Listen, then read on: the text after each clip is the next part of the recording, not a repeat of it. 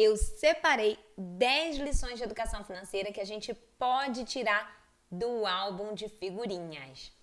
Esse daqui é o álbum da Copa de 2022, mas qualquer álbum vai funcionar. Ele custou R$12 e cada pacotinho com 5 figurinhas cada custava R$4. Somando isso tudo, ele custava R$548. Mas não vale só pela brincadeira. Você pode tirar lições valiosas de educação financeira para os seus filhos. Mas tudo vai depender de como você, adulto, vai conduzir essa brincadeira. Então, vamos descobrir? Eu sou Ana Luísa Carvalho, eu sou especialista em investimentos certificada pela Ambima, trabalho com consultoria financeira pessoal e familiar e também palestras e treinamentos.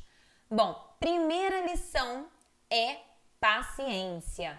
Sim, paciência é uma habilidade essencial para quem quer realizar um projeto financeiro, para quem quer enriquecer. E o álbum pode ajudar a ensinar isso para o seu filho na prática. Então, não compre o álbum pronto. Como assim, Ana Luísa? Nem vende o álbum pronto? Olha que vende, hein? Mas o que eu quis dizer é o seguinte: você até pode sim comprar o álbum e mais 100 e poucos pacotes de figurinhas de uma vez. Mas não dá tudo de uma vez. Vai dando aos pouquinhos, bem aos pouquinhos mesmo, sabe? A gente, adulto, tá muito ansioso e a gente não pode passar isso para as crianças. Então, como que a gente pode fazer? Pensa bem, se você der aos poucos, você vai dar oportunidade para a sua criança, para o seu adolescente, saborear o processo de colecionar figurinhas. Então, se você der 2 pacotinhos por dia, no caso desse álbum aqui, vai demorar mais de 2 meses para montar o álbum todo. Que isso, Ana? É muito tempo? Não, então eu vou colocar em outras palavras, tá? O seu filho vai ter a emoção de abrir novos pacotes todo dia durante mais do que 2 meses. Ficou melhor, né? Então, ensine paciência, né? Segunda lição, desfrute do álbum. As crianças precisam aprender a valorizar o que elas já conquistaram. Só assim elas vão poder desfrutar o benefício, o bem-estar das coisas que o dinheiro pode proporcionar para a nossa vida. Quando a gente compra alguma coisa e logo deixa aquilo de lado, o preço que a gente pagou acaba não valendo a pena. Mas quando a gente desfruta o prazer de utilizar aquele produto que a gente comprou, aí sim a gente se sente mais grato e mais satisfeito, sem necessidade de estar sempre comprando mais e mais. Então, mostre ao seu filho como que ele pode aproveitar toda a experiência de montar um álbum. Ler as histórias que tem várias coisas escritas, né? Entender o significado daquelas informações que vem em cada figurinha.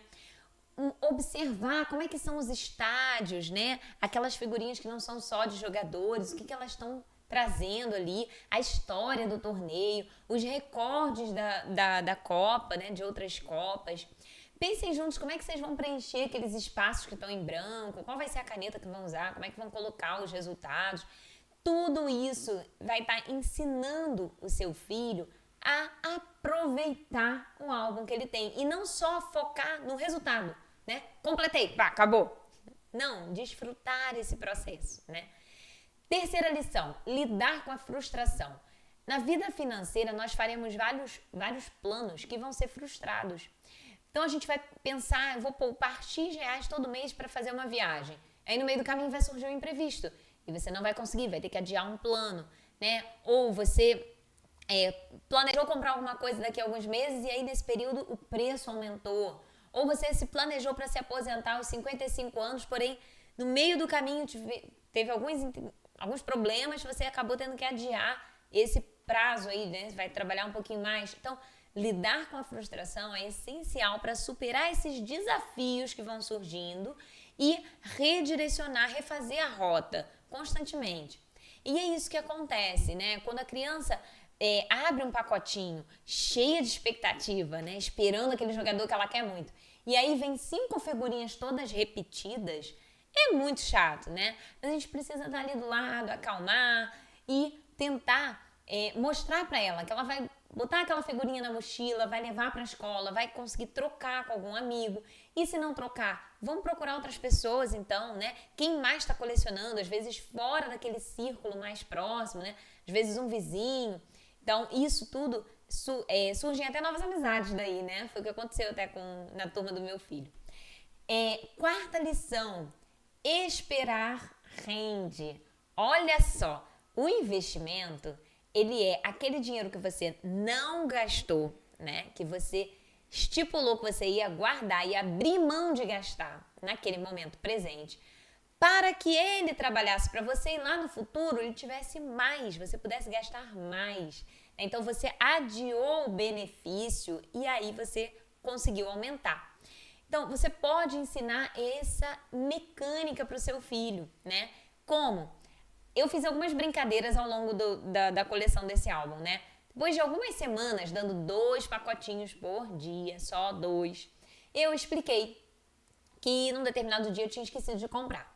E aí eu fiz uma proposta, falei, olha, eu posso ir lá hoje, agora de noite, na rua, e aí vou comprar só 2 pacotinhos mesmo, tá? Ou então, se vocês esperarem amanhã de manhã, já na hora do café, eu vou dar 4 pacotinhos, porque aí eu vou acordar cedo, vou pra mamãe, vai ser melhor. Então, você está propondo, né, que ele faça uma troca no tempo. Se ele esperar, ele ganha mais. Essa é a mecânica. E assim, não importa o que ele vai escolher, tá? No caso dos meus filhos aqui, um topou, o outro não. Beleza, eu cumpri meu combinado com os 2. Eu fui à noite, comprei o de um e o outro, ele esperou até o dia seguinte e eu dei a mais. O ponto não é o que o seu filho vai escolher, tá? Porque eles ainda são muito novos. O importante é que você está apresentando esse conceito para ele, né? E isso já vai ficando ali, né? Ele vai vendo que, poxa, e se ele tivesse escolhido diferente? Aí você propõe de novo, pode ser que ele tope da vez seguinte. E aí ele vai aos pouquinhos se acostumando e pensando sobre isso. Porque lá na frente ele vai precisar fazer essa escolha, né? Deixar de gastar algum dinheiro agora para que esse dinheiro renda e ele possa receber mais no futuro, tá? Quinta lição, objetivos bem definidos. Sabe por que aquelas pessoas que falam assim, tudo que eu queria era ficar rica, nunca conseguem, né? Esse rico nunca chega, porque isso é genérico. E aí a pessoa nunca sabe se ela chegou ou não. Mesmo que a renda dela aumente, o gasto aumenta junto. Ou ainda que ela consiga acumular um patrimônio, ela nunca sabe se ela chegou. Então ela não desfruta o prazer, né? Ela não comemora os degraus que ela vai galgando. O que a gente pode melhorar nisso, né? Ter objetivos bem definidos. Então, o que eu queria mesmo era alcançar esse padrão de vida, né? De qualidade de vida, morar nesse bairro, ter dinheiro para pagar essa escola para os meus filhos, esse plano de saúde. Então, você vai definindo melhor e quando você alcança, você sabe, você tem a satisfação de que conseguiu, tá? Como é que a gente leva isso pro álbum, né? Proponha, né, objetivos curtos, né, objetivos do meio do caminho. Então, vamos primeiro, qual será a primeira seleção que a gente vai conseguir completar? Né, ou as primeiras páginas que a gente vai conseguir completar? Completar a seleção brasileira também era um objetivo, né? Um deles falou, eu queria muito conseguir a figurinha 001, porque, né, a primeira. E completar o álbum todo também era um objetivo. Só que entre esse começo e o álbum todo, a gente pôde comemorar diversos objetivos que foram surgindo, né? Então, quando completaram a primeira seleção, cada um deles, eles vibraram de felicidade. Eles sabem até hoje qual foi a primeira seleção que cada um completou, né? Porque aquilo foi importante. E aí, você vai valorizando essa sensação de conquista, de ter a satisfação que a gente estava buscando, tá? Sexta lição, organização e zelo.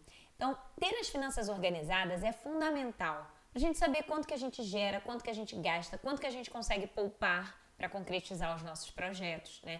Esse é o ponto de partida. Sem isso, não adianta fazer o plano financeiro mais mirabolante, selecionar o melhor investimento que não vai funcionar, porque você não sabe nem de onde você está saindo, não sabe nem quanto que você tem disponível para começar. Então, o seu filho, ele pode participar dessa organização do álbum. Por exemplo, quais figurinhas, né? Tem aquela tabelinha que às vezes a gente faz em aplicativo, às vezes a gente faz no papel. quais figurinhas já foram coladas e quais estão faltando, né? Essa daqui eu troquei com fulano, então eu já vou marcar aqui, porque quando eu pegar eu já vou colar. Eu vi, durante essa época que eles estavam colecionando, né, algumas crianças tentando fazer isso de cabeça, e aí elas às vezes trocavam por figurinhas que elas já tinham, porque elas tinham esquecido, e vi também uma situação pior, que é uma criança achou que já tinha uma figurinha e trocou. Quando viu, ela não tinha, né? Ela tinha recebido a figurinha que ela precisava, mas trocou. Então, por quê? Por falta de organização. Isso é muito comum nos adultos nas finanças pessoais, né? Quanto que você gasta? Qual é o seu custo variável? Não sabe, não está organizado. E o segundo ponto é o zelo, né? O cuidado pelo que a gente já tem. Isso é muito educação financeira, né? A gente cuidar do que a gente já conquistou. Por quê? Esse álbum aqui, ele pode parecer que já tá meio mambembe, mas para outros que eu vi na época, eles estão até bem inteirinhos, né? O quanto que eles leram, releram, foram para frente e para trás, e cola e descola porque colou no lugar errado, e o álbum tá inteiro com todas as páginas, é muito bom. Então, ter esse cuidado aí, né? 7ª lição, a diferença entre preço e valor. Essa aqui, ó, é dica de ouro, né? Então, eu já fiz vários vídeos e artigos sobre essa diferença entre preço e valor. São conceitos bem diferentes, né? Só que eles são muito confundidos. Resumidamente, preço é o quanto você está pagando, valor é o quanto você está recebendo. E às vezes acontece, sim, de uma coisa ser muito valiosa para você e também custar caro. Só que nem sempre, tá? Porque o valor de alguma coisa é definido principalmente pela pessoa, né? Um chocolate ao leite tem um valor enorme para mim, porque eu adoro. Agora, o mesmo chocolate com amêndoas, valor zero. Sim, pode me dar que eu não vou dar muita bola, porque eu não gosto. Então, existem outras variáveis que interferem, mas é o quanto que a gente valoriza aquele item é que vai definir se o preço vai estar caro ou barato para mim, tá? E aí, olhando pro álbum, né?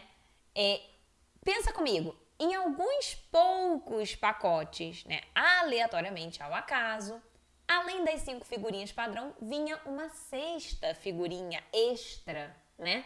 Que eram as Legends. Então, essas Legends eram super valiosas, todo mundo queria, quase ninguém tinha, né? Na realidade, elas eram de graça. Você comprava o mesmo pacotinho, né? Pagava R$4 para ter 5 figurinhas e ganhava a Legend extra. Então, a Legend em si, o preço dela era zero, era de graça. Só que ela era muito valorizada. Por quê? Porque ela era rara. Porque, obviamente, a editora Panini fez um excelente trabalho de marketing, né? Para deixá-las muito desejáveis. Então, elas tinham um valor alto para as pessoas. E como acontece mesmo com coisas que têm um valor alto e são escassas, né? Criou-se um mercado paralelo onde as Legends eram revendidas, né, por, às vezes, até milhares de reais, né? Uma Legend do Neymar alcançou aí mais de R$10 mil do preço, né? Por quê? Já num mercado paralelo, porque, na verdade, a primeira pessoa que recebeu ganhou de graça. Então, a gente ir mostrando para a criança, né, essa diferença entre preço e valor, isso é muito valioso na educação financeira, tá? 8ª lição, pedir e receber ajuda.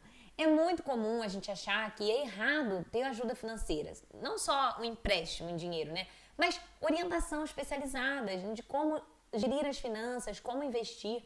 Mas isso não deveria acontecer, porque as pessoas têm habilidades diferentes. É normal não ter conhecimento técnico de finanças, né? Só quem é da área que costuma ter. Então, o que a gente pode ver disso no álbum de figurinhas?